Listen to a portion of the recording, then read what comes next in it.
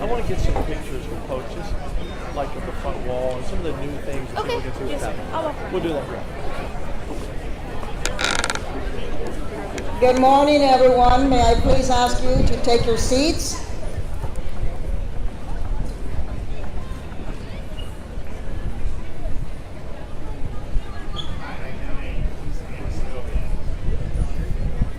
Welcome to the Alamo, and thank you for joining us for Happy Trails. I am Hope Andrade, the President and CEO of Alamo Trust Incorporated. Today, we are gathered to celebrate new milestones in the Alamo Plan. But first, please stand for the Pledge of Allegiance and the Texas Pledge, recited by our fourth grade students from Medina Valley ISD, LaCoste Elementary School, led by their teacher, Katie Boatwright. Allegiance to the flag of the United States of America and to the republic for which it stands, one nation, under God, indivisible, with liberty and justice for all.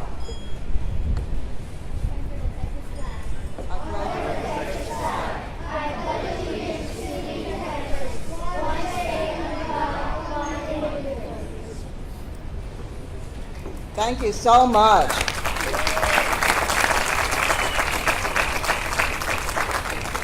This is a great morning when we have our own students starting us off on this amazing day. We actually have nearly 900 4th and 7th grade students visiting the Alamo today for school day in partnership with Battle of Flowers. And we're so excited for them to be here with us today on this special day. Today, we're also honored to have joining us Texas Governor Dan Patrick, San Antonio Mayor Gina Ortiz-Jones, Jeff, you want to give him a round of applause? Yes. Jeff Gorton and Adrian Piloto from the Texas General Land Office. Thank you all so much for being here. I believe we have Shannon Ralston. Has she arrived yet?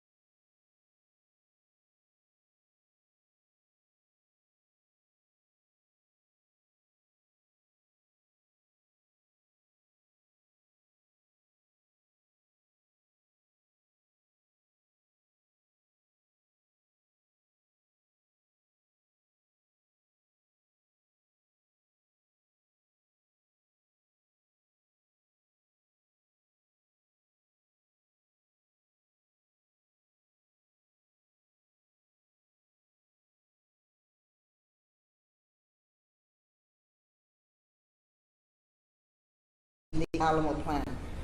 Governor Patrick, I am most proud to report that the Alamo Plan is on time, on budget, and on track.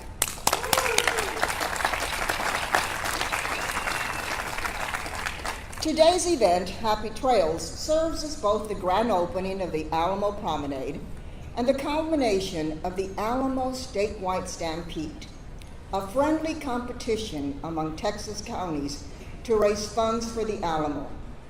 I am so proud to share that the Stampede raised a total of more than $2.8 million for the Alamo Plan. Donors from 75 counties from across Texas contributed to the Stampede. We even had people from outside of Texas raising money, which goes to show just how many people truly care about preserving the Alamo's history. Bexar County, the Alamo's home, raised the highest overall amount. And the county that raised the most per capita is Kennedy County along the South Texas Gulf Coast, an extraordinary achievement for a community of just 350 residents. Thank you. So we are honored to have representatives from both Bexar and Kennedy counties with us today. If you will please stand. From Bexar County, behalf of Precinct 3, Commissioner Scott Moody, we have Jenny Enderlin. And from Kennedy County, who I met this morning, Lee and Donna Hunter. Please join me in another round of applause.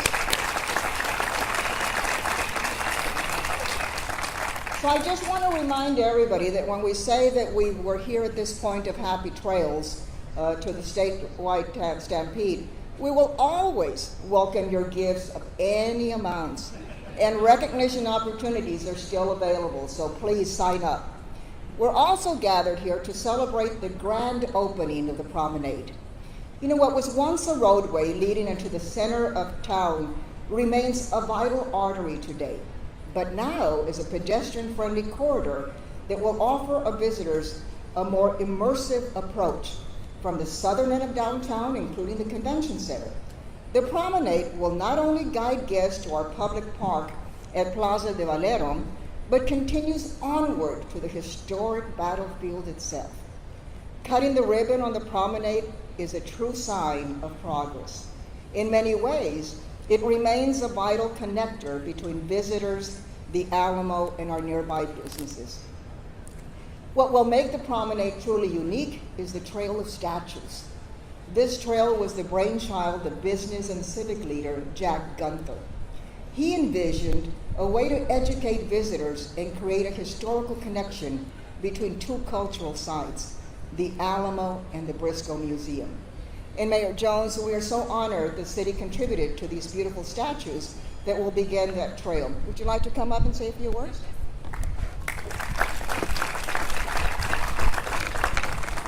Thank you, Madam Secretary. Lieutenant Governor Patrick, it's great to be with you. Thank you all this morning for being here on this very special day. I proudly serve as the 69th mayor of this great city. I also have the great pleasure of serving as half of the executive committee alongside our land commissioner. Let me also extend my great thanks to those members of the advisory groups, the various advisory groups that have helped get us to this point. So if you're here, if you just kind of raise your hand so we can give you an applause, certainly appreciate your time and your efforts. And if you haven't gotten paid yet, it's in the mail, I promise. So thank you for your time and your dedication that has gotten us to this point. We also know there is quite a bit of work to do, and we know under Secretary Andrade's leadership that work will get done. As an Air Force veteran, Iraq War veteran, and as somebody that has also studied wars, I attended the U.S. Army School of Advanced Military Studies. It's a 9-month course, and part of that is to develop war planners. And you learn everything about not only why wars were started, as well as the maneuvers and how they ultimately ended and whatnot, which is why when I think of this battle site, which in fact it is, I'm so thankful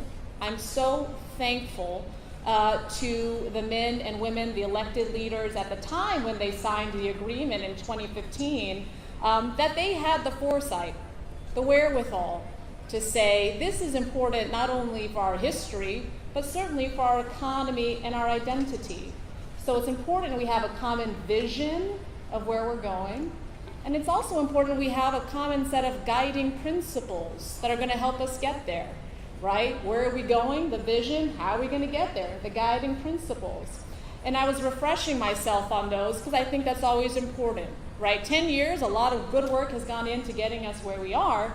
But as we think about the next phase of those things, that vision is so important. It's a really simple document. I'd encourage folks to go look at it. 7 parts to the vision, and the one that really stands out to me, one of them, was to include and interpret the diverse cultures that contributed to the story of the Alamo area through meaningful and memorable experiences for visitors. I'm thankful that those leaders 10 years ago had the vision to say that is something we will do. How do we do that?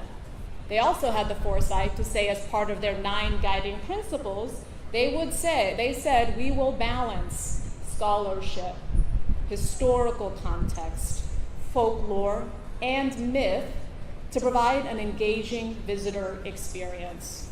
So again, there is nothing that replaces leadership and a commitment to those things like vision, like the guiding principles, to make sure this battle site that is core not only to our city's identity, our state's identity, but also our identity across the world, reflects the values and is befitting, frankly, of the intellectual curiosity of the many young folks that I saw here earlier today.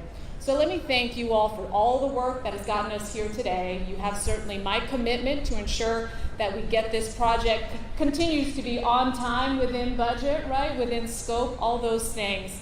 Proud to be here with you today, and thank you for your time.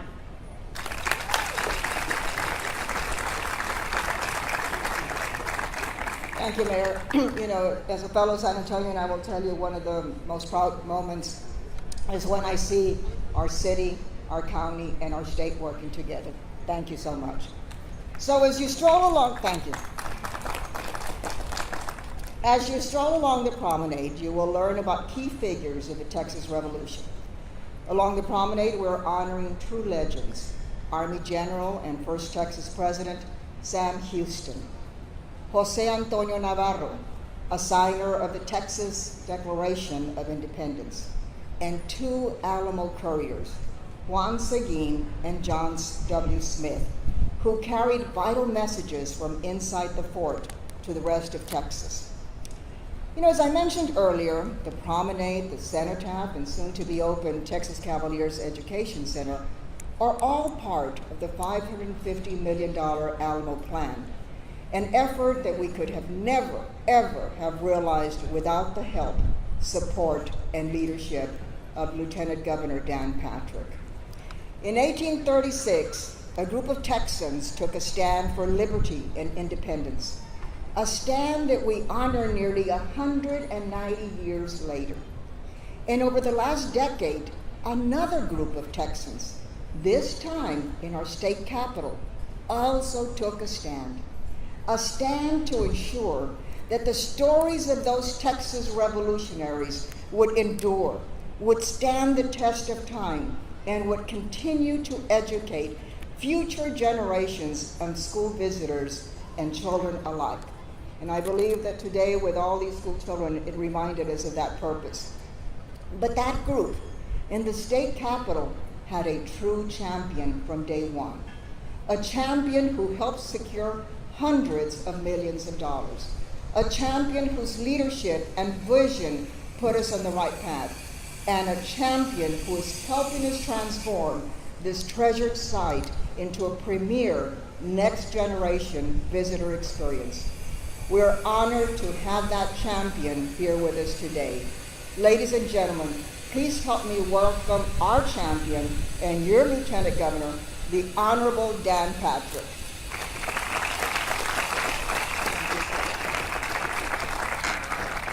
I will not do the entire poem that I've done before, but I will start with this. Back in 1836, Houston said to Travis, get some volunteers and go fortify the Alamo. And the men came from Texas and from Old Tennessee, and they joined up with Travis just to fight for the right to be free. Well, we've seen that now in these times of volunteers coming together from all across Texas, from Kennedy County with 300 people, raising money per capita more than anyone else, or from Bexar County, from all over the state, around the country, around the world, have come together to be part of this, what will be the greatest, and it already is our #1 tourist attraction in Texas, to be the greatest tourist attraction of an historical site in America, and one of the finest, if not the finest, in the world. When people see this in 2027, about this time, Mayor, you'll be here, I'll be here, Hope will be here. We will open up something that people are going to say, it's just incredible. I wish you all could see it today, what it's going to be like. An incredible visitor center and museum that's going to tell the entire story from the beginning all the way through the battle. From Native Americans to the Civil Rights Movement. The focus on the battle for freedom and independence. The story will be told in a way with technology that will be something you would have thought Disney World would have created. It's going to be incredible. And it's yours, Texas, the taxpayers of Texas, those hundreds of millions of dollars that Hope talked about. I think we're now over $500 million. And it will be more, I'm sure. Those dollars are Texas dollars. And I've never had an issue at the Capitol in my 17 years there where Republicans and Democrats, conservatives, moderates, liberals, all came together and said, this is what Texas is all about. And everyone joined together. So I thank everyone in the legislature. I thank all of the volunteers. I thank all of the staff, the board, the Alamo Trust, the Foundation Board, Hope, everyone. Former Mayor Nirenberg, we worked so well together to get to this point, and Mayor, I look forward to working with you to cross the finish line on time and on budget. It's going to be a great day for Texas. So I'm just here to help cut the ribbon. A dream coming true for me, like so many. A kid growing up watching Walt Disney's first Davy Crockett and all the way through and learning about it in school. You would be shocked, by the way, how many items from the 50s, the 60s, the 70s, the 80s, the 90s that people are donating to us, private collections that they've had their whole lives, that they're now adults and they remember the Alamo as a kid. They remember what they learned in school. We've had more Davy Crockett lunch boxes than we could ever put on display. I just want to tell you. So it's going to be great. Thank you for coming today, and it's an honor to be here. And I can't wait for 2 years to pass for the grand opening. And we have, Mayor, today about 1.5 million people that come. I think in year #1 it will be 3 million or 4 million, and it will continue to be the shining historical preservation of history and a tremendous boost for jobs in the economy in San Antonio for so many people when it's all completed. So thank you, God bless you, and remember the Alamo, and God bless Texas. Thank you.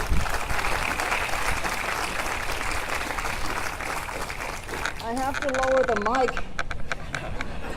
I didn't realize you were so tall, Governor. Sorry. Lieutenant Governor, thank you as always. We love having you in San Antonio, and thank you for all your support. And now we invite everyone to join us on the Alamo Promenade for the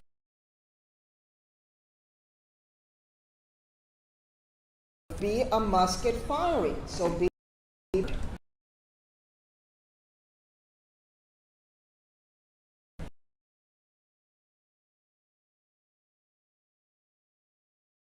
here, and may God bless our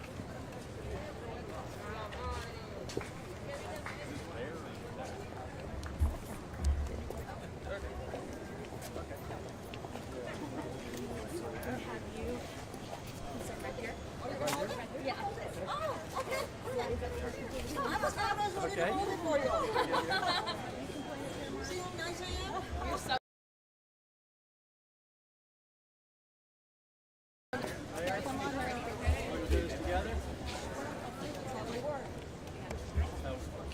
One moment, we're just waiting for one of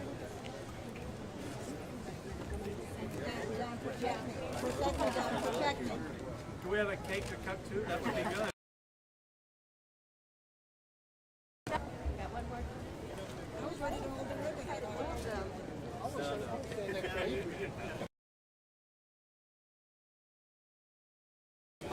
you hand that back right when we're done cutting. All right.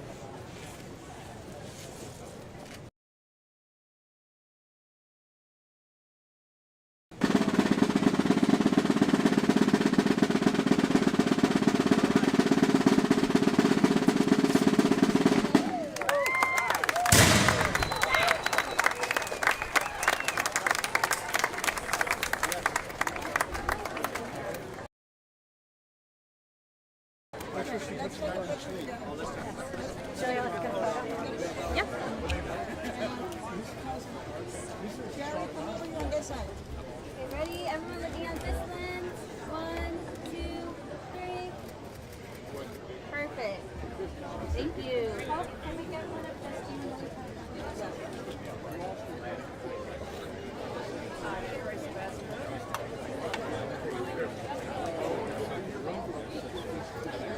Sweet. One photo.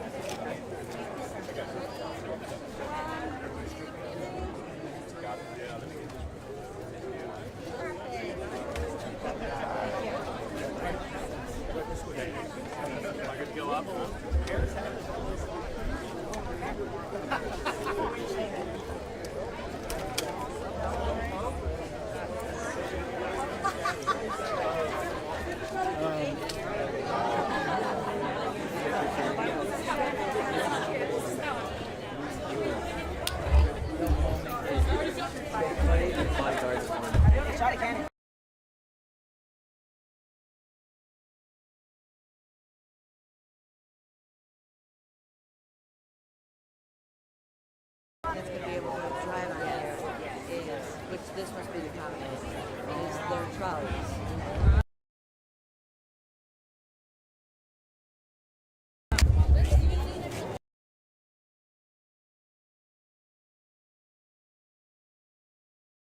I was like, you may not have gotten it, but no one else did. At the end of the day, that's all that matters.